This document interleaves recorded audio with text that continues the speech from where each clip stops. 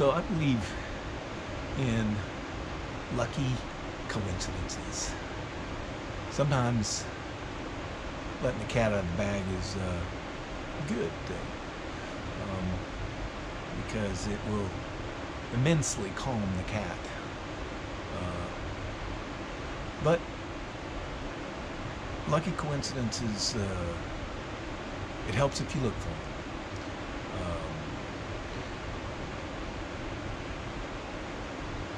I thought about this. This is a section about time. When is the best time? And the way I started all of this was I wrote the contents in advance to try to write down the 7 most important concepts about each topic. And this was, the subject of this was forever. And so I thought for days, how do you describe the concept of forever? And then I learned of my dear brother-in-law, his diagnosis of a relapse with an uncommon form of lymphoma, and hope sprang forth. So I started writing, and then a lot of times I'll go straight to the end so that I can begin with the end in mind, which is, we're all hoping for the best. Hope is embodied in prayer. In the Spindrift experiments, researchers extensively experimented with prayer on enhancing the growth of seeds, molds, and also the hindrance of growth. The results were undeniably in favor of the mind being able to affect systems at a distance. Their definition of prayer is a force that brings increasing evidence of order to its object. They refer to this ordering force as our normal concept of God, which makes a lot of sense, because it seems that the normal order of things is everything devolves towards chaos except for one thing, and that's life. So it's, in their words, Spindrift calls the consciousness that increases order in the universe the ordering force. Spindrift, they describe the ordering force as the universal ordering power. It's definitely an acceptable way to describe the universe of God. The ordering force, it brings ordering effects to evolution and healing. Ordering effects define the pattern of evolution, which describes a person, a place, or a thing. Healing is the return of the normal pattern of ordering effects.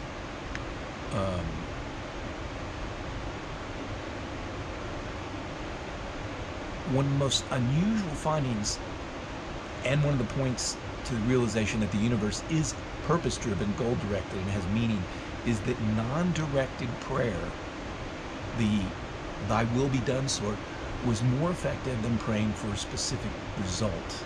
In other words, just sending good vibes,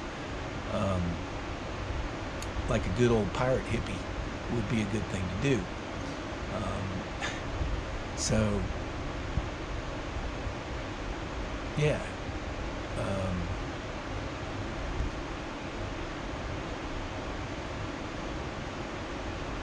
And it makes sense, because if God is the ordering force, and that the will of God is to heal, is to put things into order. That's what life is all about, is fighting against chaos.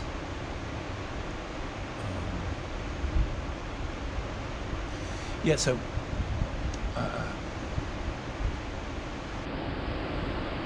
There's a tremendous amount of scientific evidence that there is a uniting force among all things, particularly relevant for living things, which very possibly could allow us to live forever in a form that we don't understand yet.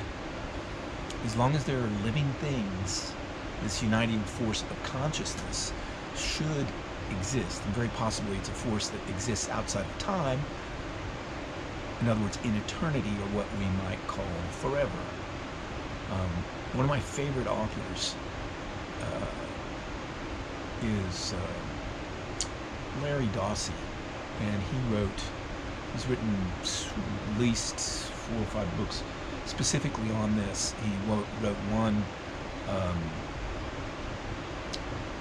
Be Careful What You Pray For, particularly about prayer, so I highly recommend it. And he's written extensively about the scientific data that supports the existence of non-local mind. My favorite book probably is his book called One Mind. It's kind of a summation of all of his other books. Non-local mind is a mind that's not confined in space and time to the brain and body. Similar to Rupert Sheldrake's morphic resonance, where we can tune into this universal mind, he proposes that the universal mind works through the brain and the body. It's not confined to the present moment. It's infinite, eternal, beyond forever, and omnipresent. This is what in the West we call the soul. Almost everybody's experienced deja vu, and I know I have experienced some very, very strong deja vu, particularly in Santorini, Greece. It's happened to me every time we've been there. And this could be the experience of tapping into the non-local mind on a conscious level. Because if the non-local mind transcends time, then the consciousness that would have existed in Greece that I might be a descendant of, I could basically have an easier attraction to that. I mean, non-local systems are accepted in physics. Einstein referred to the non-local behavior of subatomic particles as spooky action at a distance. Spooky because it violates our view of locality, that everything exists in space and time separately as matter.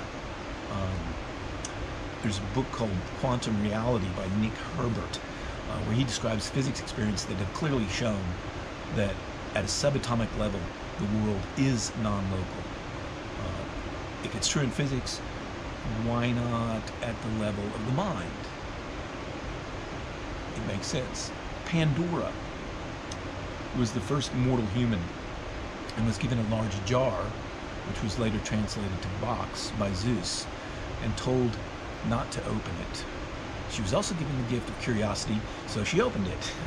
And all the evils, ills, diseases, and difficult labor that mankind had not known previously escaped the jar. That is the myth of Pandora. But when she saw these terrible things that were let out, she quickly closed the jar, retaining only one thing, and that was hope. Hope is what's left after all humankind's curses are released into the world, is the moral of the story. I collect wooden boxes.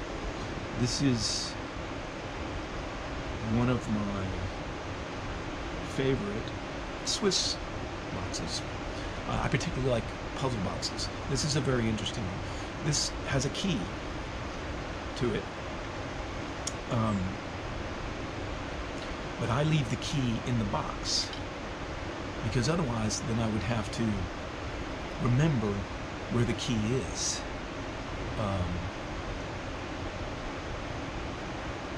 And when the box is like this and it's locked, you can't open it. It looks like the keyhole is there, but in reality, the keyhole's over there.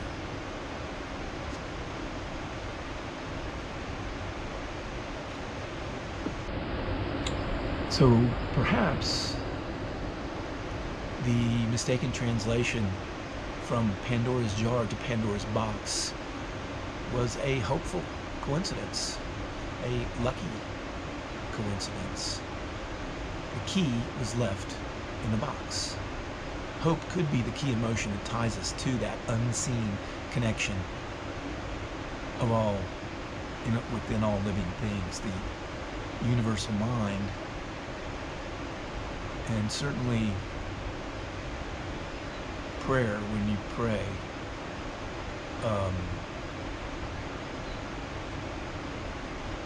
it is connecting to the universal mind. Hope gives us the ability to love. It's something that can triumph over many, many adversities.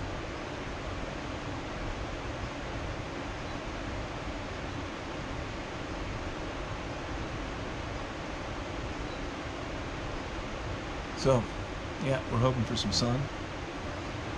And